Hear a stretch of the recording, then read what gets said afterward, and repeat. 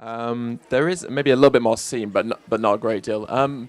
So yeah, thank you so much for coming down. Thank you so much for wanting to listen to what I have to say. I did a talk earlier where I did kind of my big normal spiel. So I think for what I'm going to do now, it'll just be kind of more of a workshop style thing. So I'm just going to talk about what activism I do, kind of what I find to be effective, and kind of my personal experiences and things that I've learned throughout what I've done. And hopefully maybe you can learn something from that. And then maybe we'll have a little bit of time for question and answer at the end. So if you think of any questions that you want to ask me related to activism or anything, hold on to them, and hopefully we'll see we might have some time at the end.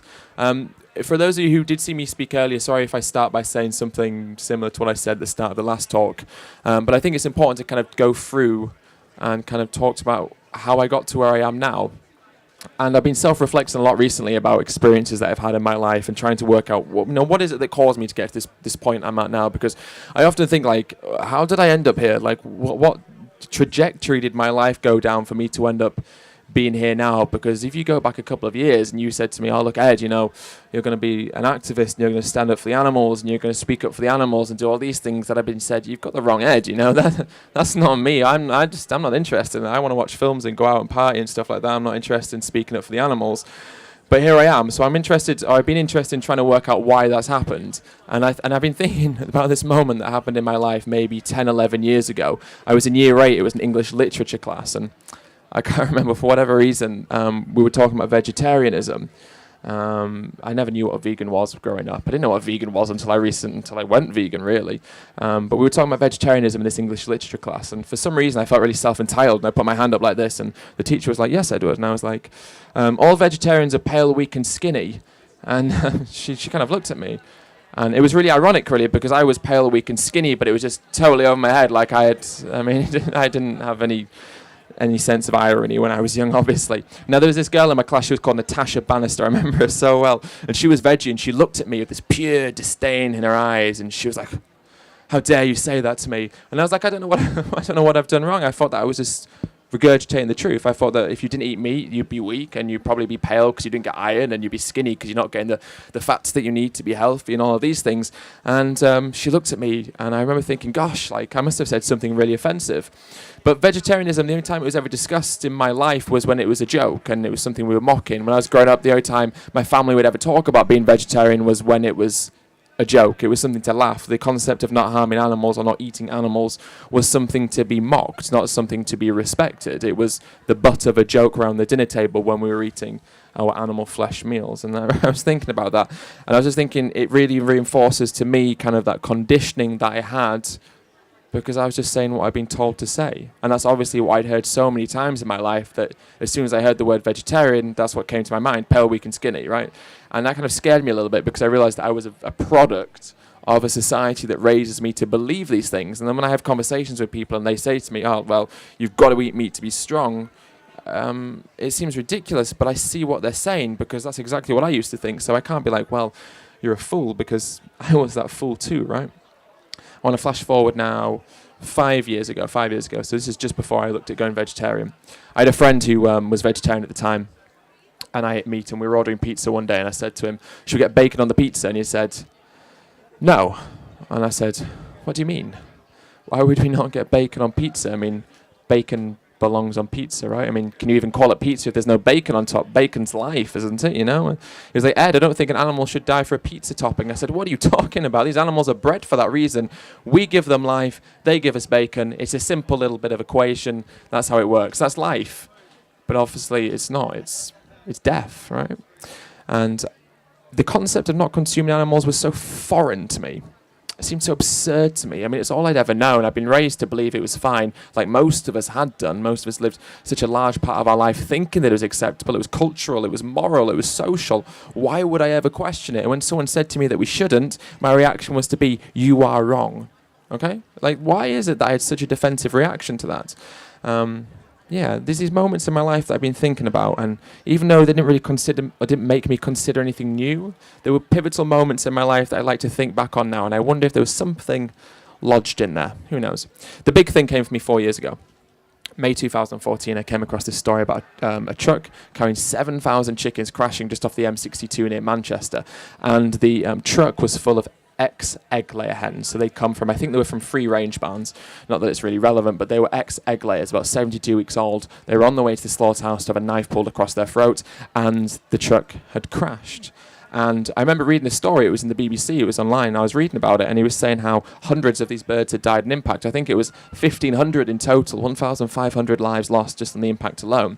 But what disturbed me more was the ones that were alive. The journalist was saying that they were suffering on the side of the road. They had broken bones and broken wings. They were mutilated. They were bleeding, but they were alive, and they were suffering. That word, suffering.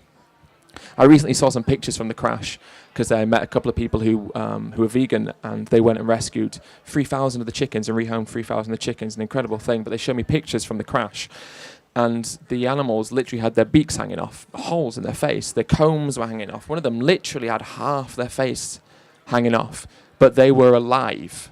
And to me, that suffering was just so horrendous. Just to think that these animals were conscious and feeling in that moment the pain they must have been in, just unimaginable. But I was reading this article, and I kind of realized that I was a hypocrite, because in my fridge there was chicken breast, and I was a massive KFC fan. I loved KFC. In fact, I loved KFC so often, the people who worked at my local KFC, every time I go in there, they knew my name and knew my favorite order. I'd open the door and they'd go, "Hi, Ed, sing a box meal of extra hot wings." I'd say, "That's the one." Pronto, and then they'd serve it to me. I mean, I went in there so often, they just knew what I liked, right? And that's so sad. So sad to think of how many animals I was responsible for killing. But I realized I was a hypocrite because I was feeling sorry for these chickens, but the only reason they were in that truck in the first place was because I bought eggs, and most importantly, because I bought chicken flesh products. And as such, it was hypocritical of me to feel sorry for these animals while their flesh was in my fridge waiting to be cooked up for dinner. So I went veggie because I didn't know about eggs and dairy. I was vegetarian for about 8 months, and my partner said to me, "We should watch Earthlings. There's this documentary called Earthlings. I've seen someone share on Instagram. We should watch it." And I was like, no. I don't want to watch this film. I've seen the poster. I have an idea of what this is about. I'm not interested in seeing videos of animal cruelty. That is just going to show bad farms, bad farmers, bad practice. It's not representative of the industry as a whole. I'm vegetarian. Animals don't die for my food. That's what I used to think. I honestly said that veganism was extreme. That's what I said to my partner. I don't want to watch Earthlings. Veganism is extreme. You don't need to be vegan. That's the person I was. I'm sure many of us were at that point.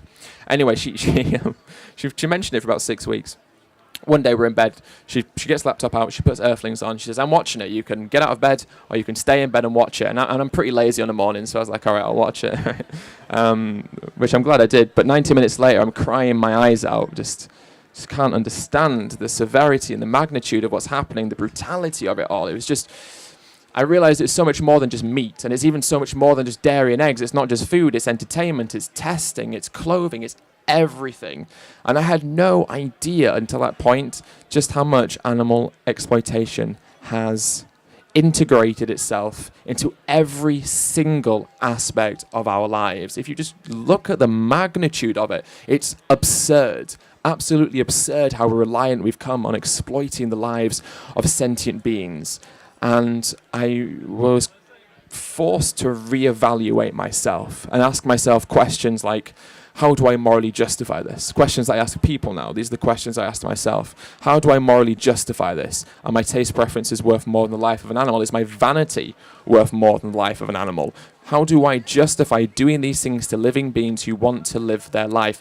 Those are questions I asked myself, and obviously I had no good answer for them, because there isn't a good answer for those questions. There is no justification. There's no moral way of justifying these behaviors. There's no necessity for it. Because of that, I had to make a change.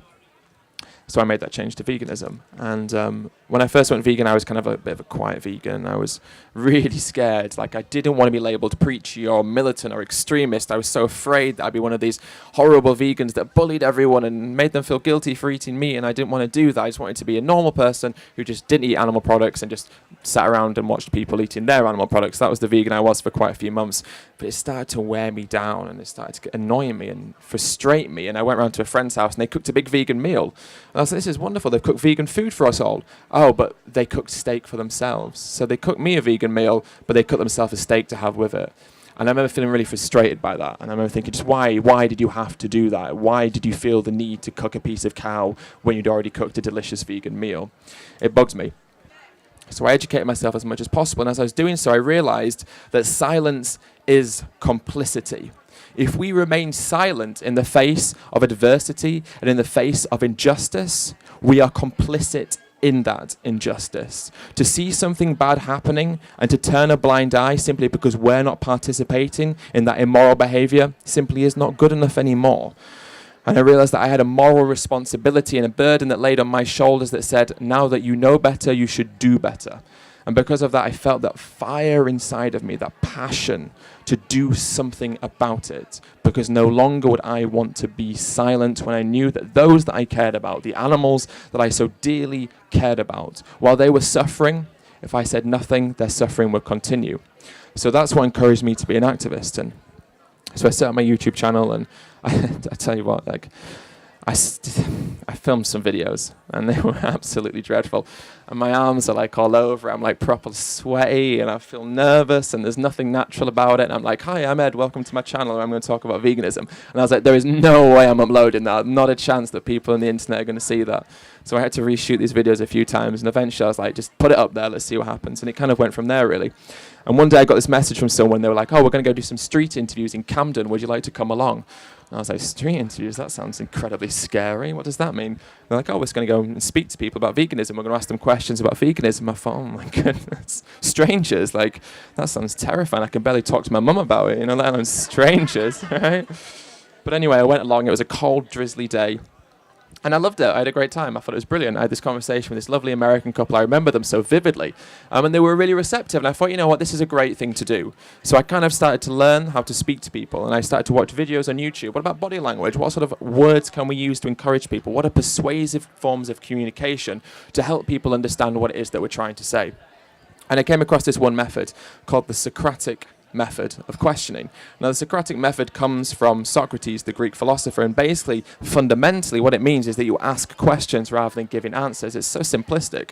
It's used in counseling and stuff because it helps people understand how they feel. You don't tell someone how they feel. You allow them to understand and decide for themselves how they feel. That's such a powerful thing.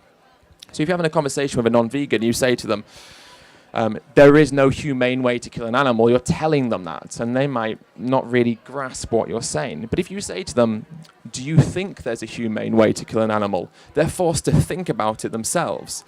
And they think about it, and they realize there isn't, because obviously there isn't. The word humane means having or showing compassion or benevolence, and you cannot compassionately or benevolently take the life of an animal that doesn't want to die for an unnecessary reason.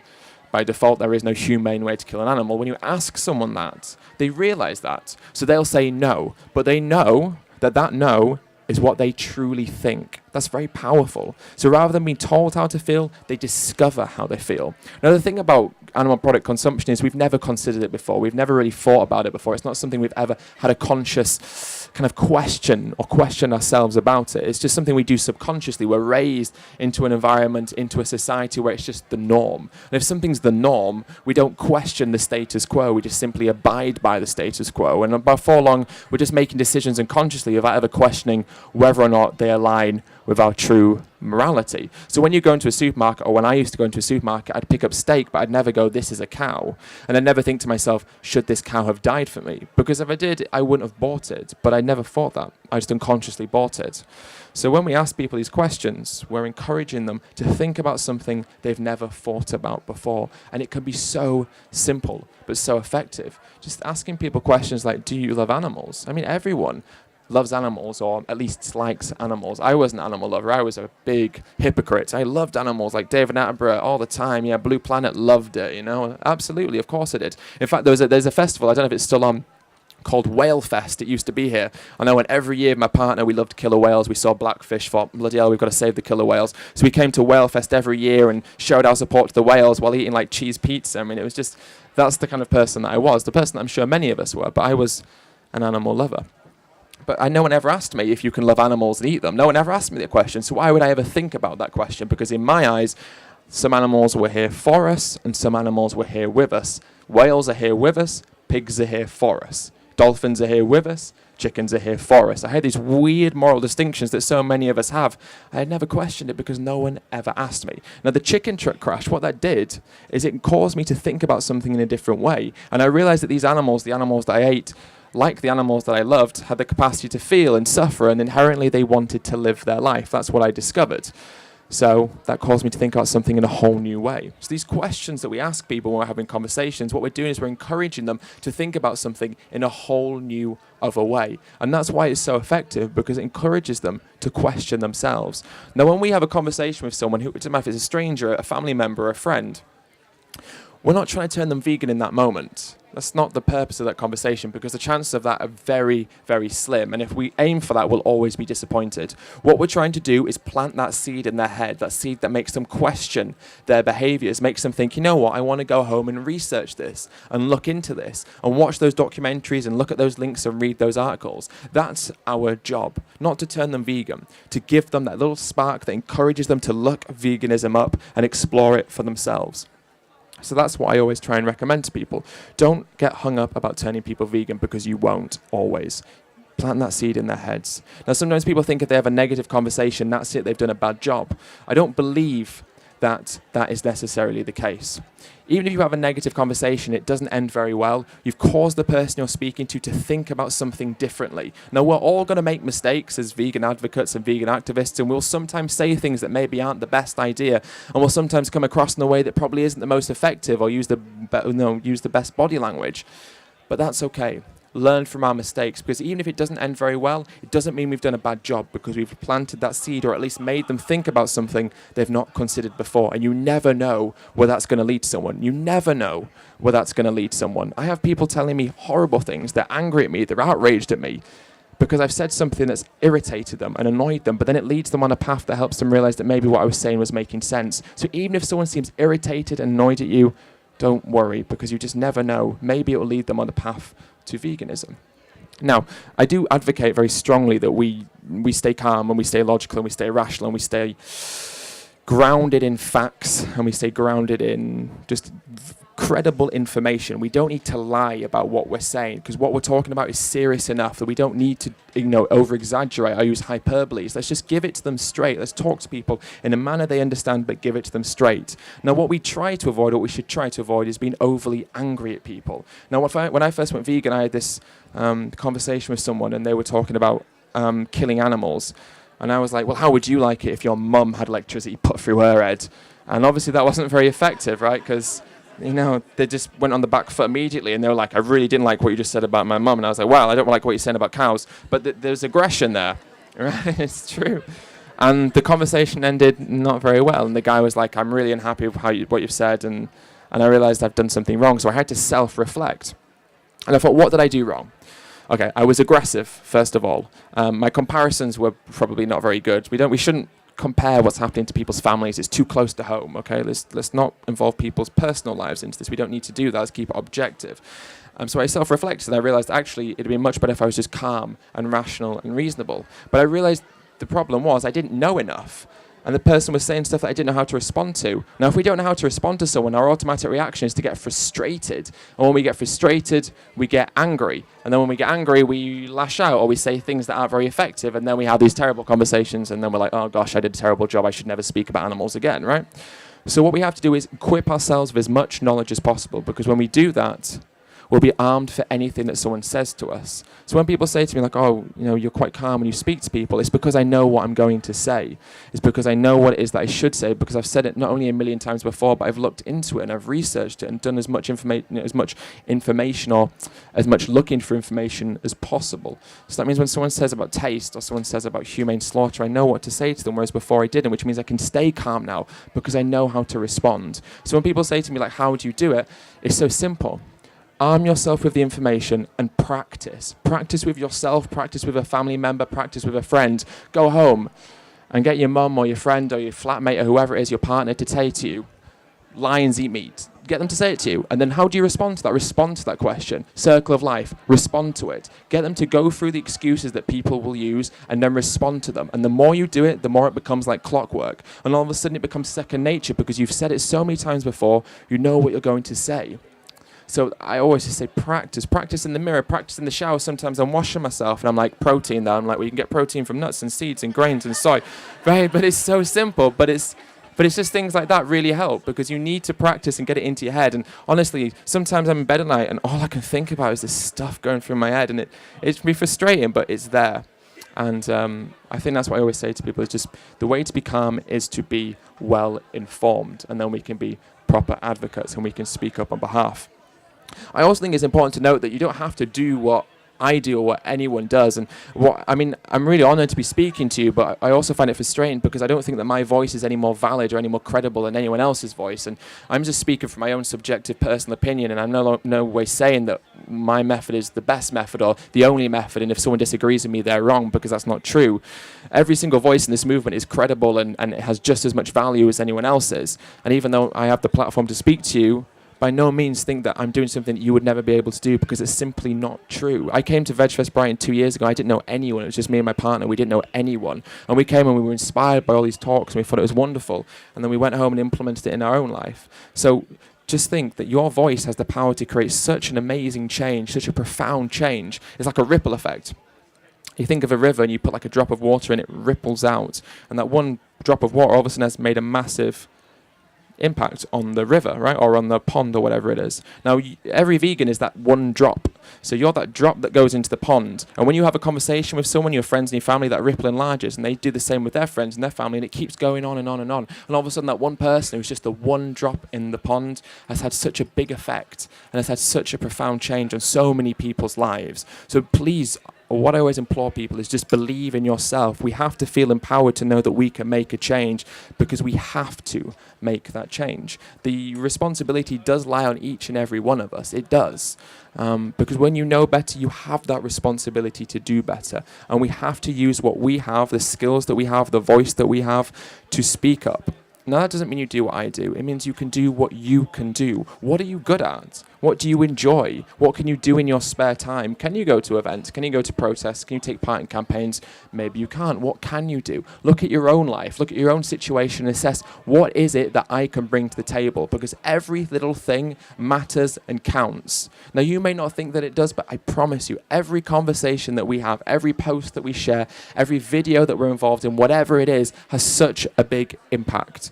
And it's through that collective that we can really, really make a difference. Because we're always told that one person can't make a difference, but that is not true. It only takes one person to have such a profound effect and make a real, huge difference. Now, we're all individuals, but as a community, we are so strong.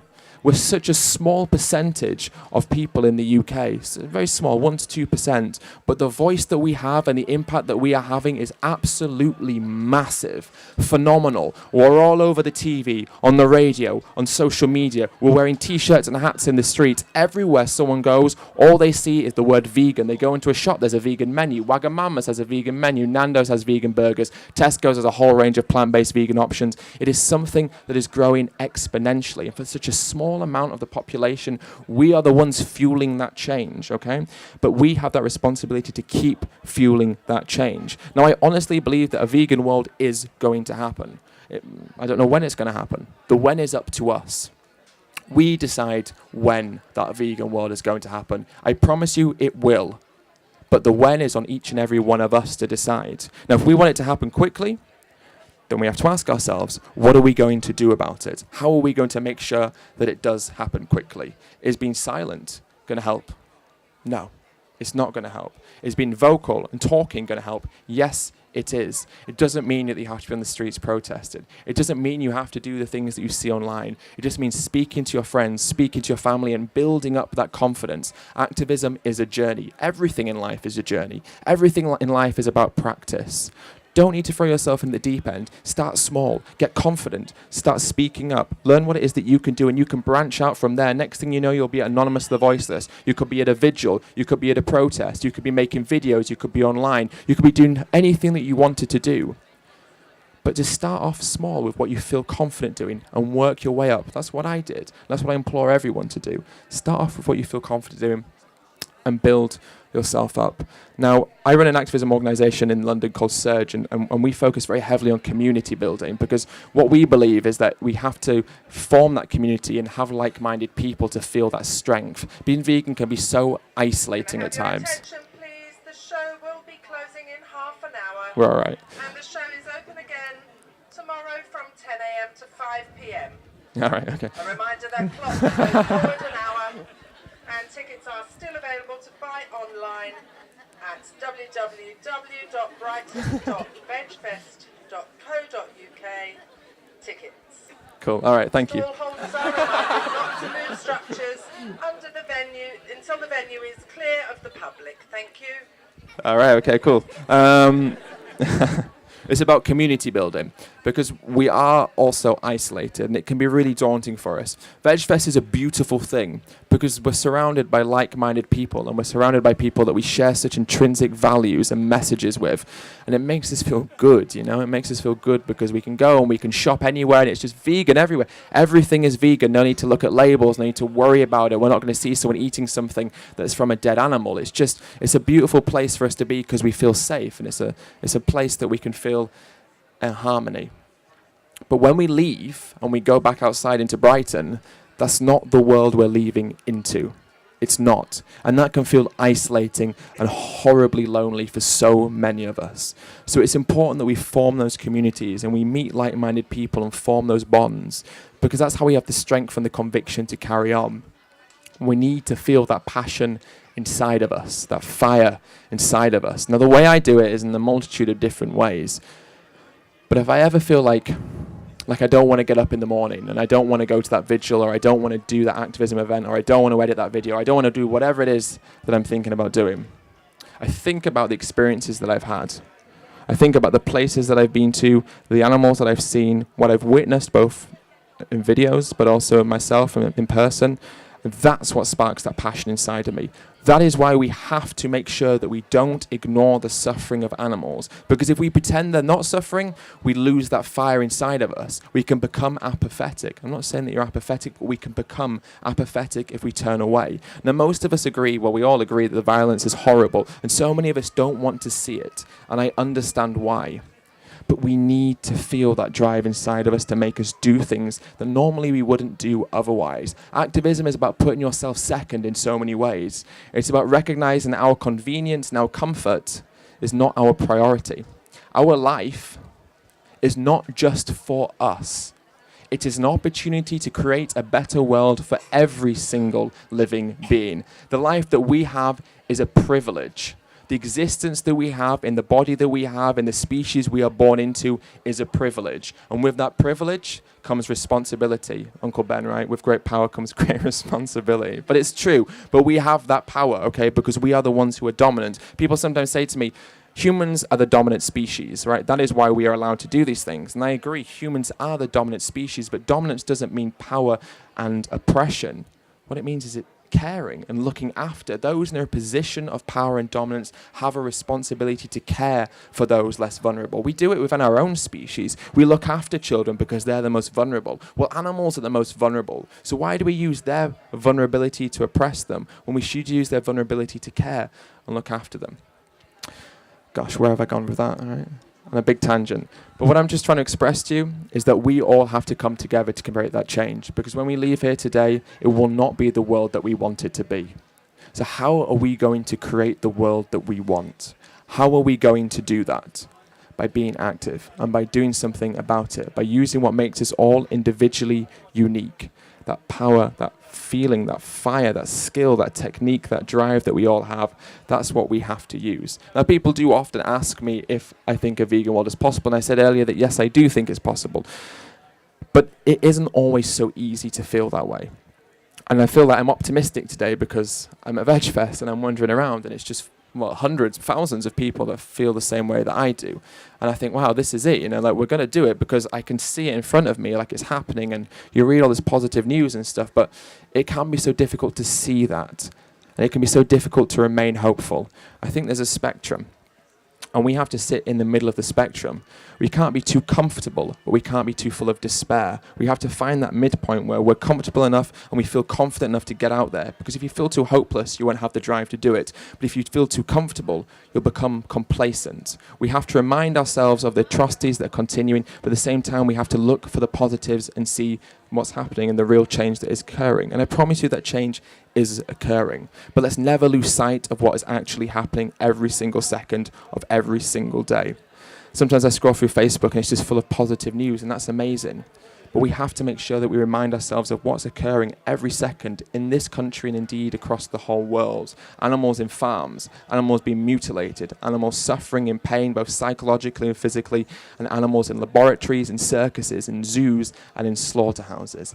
Right now, today, when we're in this bubble in VegFest, that continues and it will not stop until we make it stop. So important. We're not fighting for ourselves. We're fighting for others, for those that cannot fight for themselves. Sometimes people say to me that animals don't have voices. They do have voices. They scream and they cry and they beg, but they're just not heard.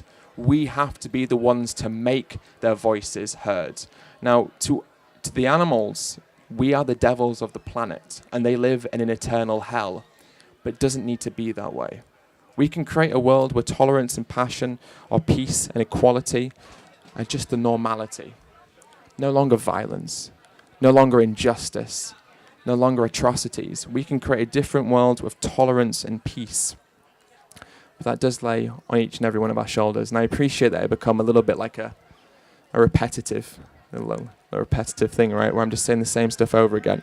I said this earlier in my speech, and I'll say it again now. This isn't a call to action. This isn't me calling to action, being emotive and saying, we have the power to make change. It's me pleading to you and begging to you to do something while you can and to do what you can while you can. It's a beg from me for you to take that responsibility.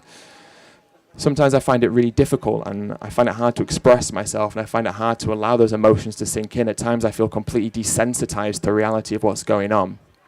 And I look at the numbers and I look at the footage and I see it for myself, the farms and such, and I find myself desensitizing from the violence and desensitizing from the brutality of it all. And I find myself repressing that so much, because to not repress it, it would be too much to handle.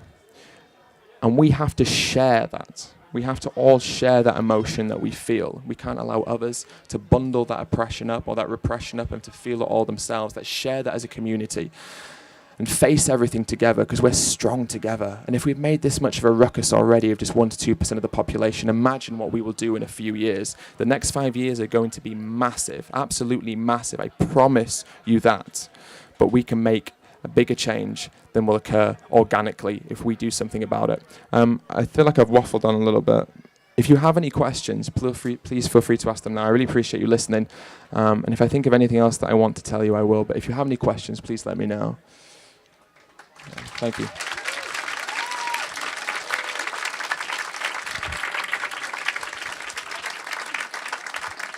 I saw 2 hands. Yeah, please. Medicine. I find it so hard. That's probably the hardest question that I find to get my head around. Yeah. Do you take medicine yourself? Do you mean like animal testing? No. Oh. Yeah. So animals being used to test medicine. Yeah, very okay, good question. Yeah. Right. The question is about animal testing for medication, which is this is a really interesting one, and at face value, it can seem really challenging. When I first went vegan, if someone said to me, "Do you believe that animals should be used in medical testing?" I'd have probably said yes, because I didn't know anything about it. But I did this debate at UCL with this biomedical student, and it was an absolute well, I shouldn't use that word. It was an absolute annihilation. I went in completely unprepared. The question was about kind of, is it moral to use animals? And I didn't think that he was going to stick straight to the vivisection. He went straight in for vivisection. And I found myself being like, I didn't know what to say. So I looked into it all. And the science is just absolutely dreadful. It is completely unscientific. Let me explain. So let's just start off with the basics. Okay, so the main reason that pharmaceutical companies test on animals is for insurance purposes, right? So there's a drug that came out. It was called Vioxx. It was for heart. I think it was for heart disease. It killed over 300,000 humans. It passed animal testing, killed over 300,000 humans, and not a single penny was sued from the pharmaceutical company. None of the grieving families or loved ones got a single penny, because they'd passed animal testing. This has happened with a few medications. There was one in the 1970s that was for women who were pregnant. It was for morning sickness. It created birth defects, and it created abnormalities, and they were having children that were born heavily disabled because of this. There's been a couple of examples like that. Tobacco is a really big one. So it was very obvious to anyone who had an inkling that smoking cigarettes caused cancer. I mean, it kind of makes sense to us now, but back then it wasn't such common knowledge if we go back into the 50s. But scientists did know, and they looked at clinical studies, they looked at biopsies of people that died of lung cancer, they looked at kind of population demographics, and it was very clear there was a correlation between smoking cigarettes and lung cancer. But the thing is, they had to prove it in animal testing, and they couldn't prove it in animal testing, which meant that for decades, I think it was like 20 years or something, people were continuing to die from smoking because they were told that it was fine, because there was no correlation proved in animal testing. In fact, you'd see those billboards with doctors saying, smoke Camel cigarettes. It's just absurd. It was the same with asbestos. They knew that asbestos caused cancer, but they couldn't prove it in animal testing, so people continued to die of asbestos. Now, the issue is, quite obviously, non-human animals are not humans, right? So dogs, for example, are allergic to macadamia nuts, avocado, and chocolate. So if you put chocolate, macadamia nuts, or avocado into animal testing with dogs, it fails, which would therefore mean it's not fit for human consumption. I think lemons as well would not be fit for human consumption. They've been able to cure cancer in mice, I think, since the 1970s. Right? But there's no transference there, because mice are not humans. Wow, who'd have thought it, right? It's so simple. So there's a whole host of unscientific data about that, because you can't correlate the two between each other. And what scares me is the antibiotics thing. Penicillin was put into animal testing. It failed animal testing, which meant that it was declared not fit for human use. However, Fleming had a friend who was dying at the time and nothing was working for him, so just on a whim he gave him penicillin, and miraculously it cured his friend, and his friend survived, and his friend was able to live on. And that's because, and then from that they realized that actually penicillin, antibiotics, the modern miracle, or the miracle of modern medicine, was found. But if it had just been relied on animal testing, it wouldn't have been necessarily. And I think that's really scary, because I think about all the medications that have failed animal testing that could have helped humans, but we'll never know, because they failed on mice, or on rats, or on rabbits, or on monkeys, or whatever it is that we test. They failed, so now we'll never get to find out if they'll be suitable for humans. I find that really disturbing. Now, the issue is, do we have alternatives? Because, like, no doubt we all benefit from animal testing for medication. That's a sad reality. We all benefit from that, because for a time you could argue it was the only option. But now we have viable alternatives that we can use. We're growing human tissue in laboratories. We can use demographic population studies, like the China study, for example. That wasn't, they looked at huge areas of China, and they managed to work out through studies and stuff, the correlation between consuming animal products and cancer, things like that. Look at biopsies and autopsies on humans. So I've got a tickle. But there are alternatives out there, and if we can grow human cells and human tissues and human organs, we eliminate the need for animal testing. But the thing is, the funding's not been put into it properly because of insurance, and it's profitable for these industries to continue testing animals. It costs nothing to breed rabbits into existence, or to breed mice, or to breed rats, and they put no welfare in place for them, and they're kept in these tiny little things. It costs nothing to test on these animals. So it's just money, money, money. But if you want to invest into finding alternatives, that's going to cost them a bit more money.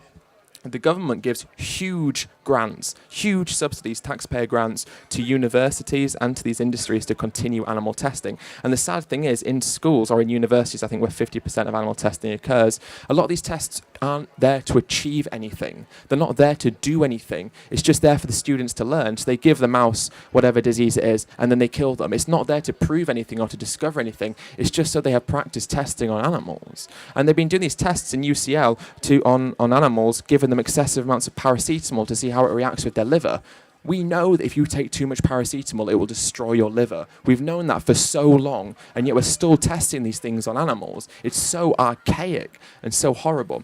But what really annoys me is that for the majority of, if we look at the leading illnesses and diseases that affect our society, these are the illnesses and diseases that are wiping out the most of us. Heart disease, prostate cancer, breast cancer, type 2 diabetes, Alzheimer's, strokes, hypertension, osteoporosis. These are the leading killers, and they're caused by our consumption of animal products. So the issue that we have is we're testing on animals to find cures for diseases that we wouldn't have if we didn't exploit animals. And if we just didn't exploit animals in one situation, we could not exploit animals in this situation. But yeah, we're testing on animals, Labradors and all different animals, to find treatments for heart disease. But we wouldn't have heart disease if we didn't eat cholesterol-laden animal products. So frustrating. So if we all went vegan and plant-based, we'd eradicate the need for so many medications anyway, so that would be a bonus. But what we need is funding to be put into alternatives to show they are viable economically. But it's fascinating. It's fascinating. Bring them along. Yeah, yeah. It's fascinating. There's a lot of stuff on YouTube about it, but it is really interesting. I think it's like 95% of drugs that pass animal testing fail in the human testing. It just doesn't make sense, really, when you think about it. When you simplify that, like for like, you know, we don't, for like dog medicine, we don't test dog medicine on rats. You know, for vets, you know, we test dog medicine on dogs to see if it works for dogs, and then we can give them to dogs at vets. We know. Well, I don't know. Every single drug, I saw it. It was really simple. It was a doctor. He said every single drug that ends up in our pharmaceuticals is at one point tested on humans. So the whole stuff with animals before then is completely irrelevant because it still has to be tested on humans first. So if you did a little bit of testing with human in vitro cell culture, then you could just put it straight into human testing because it's pointless testing on animals. It doesn't prove anything really. It's interesting though, isn't it? Fascinating.